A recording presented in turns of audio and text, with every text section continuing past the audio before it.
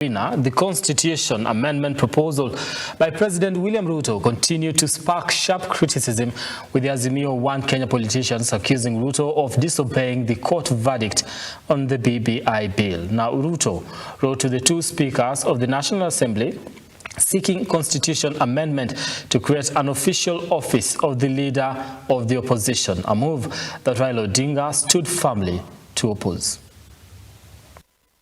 It is about 9 months after the popular constitution amendment through the Building Bridges Initiative BBI was quashed by the Supreme Court over the non-compliance with the constitution. Kenyans are once again set to experience possible constitution moment.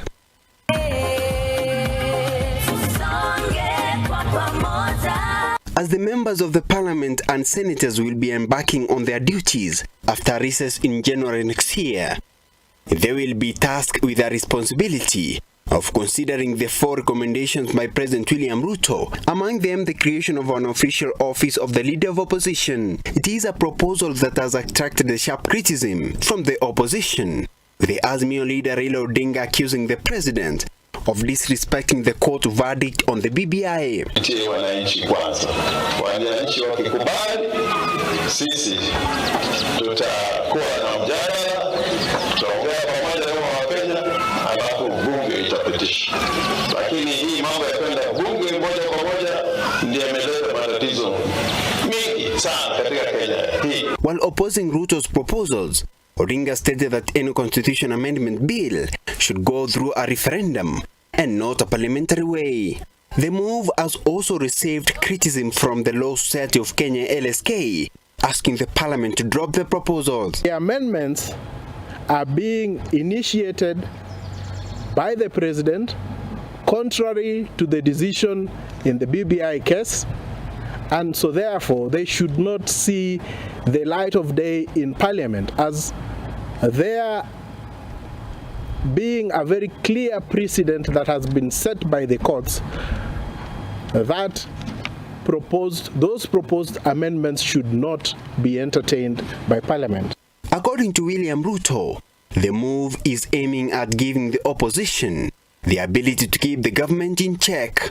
I have understood, and I'm sure it is your understanding, that the position you are seeking parliament support for is not a position for an individual. It is not a sweet deal for anybody. It is a position that will strengthen, deepen our democracy, and create greater accountability in government. According to political analyst Aman Manyora, the office of the opposition will be of great help to the opposition. So an opposition can be effective if it is well funded, so that it has clear structures, a functional secretariat, well-funded secretariat, with the capacity to do research. To take on government, you must have sufficient information. As this takes shape, the Azimio coalition is faced with another quagmire over its future, with the Jubilee Party planning to leave the once vibrant coalition that failed to clinch the presidency, with the Jubilee set to form a post-election agreement with Kenya Kwanza administration.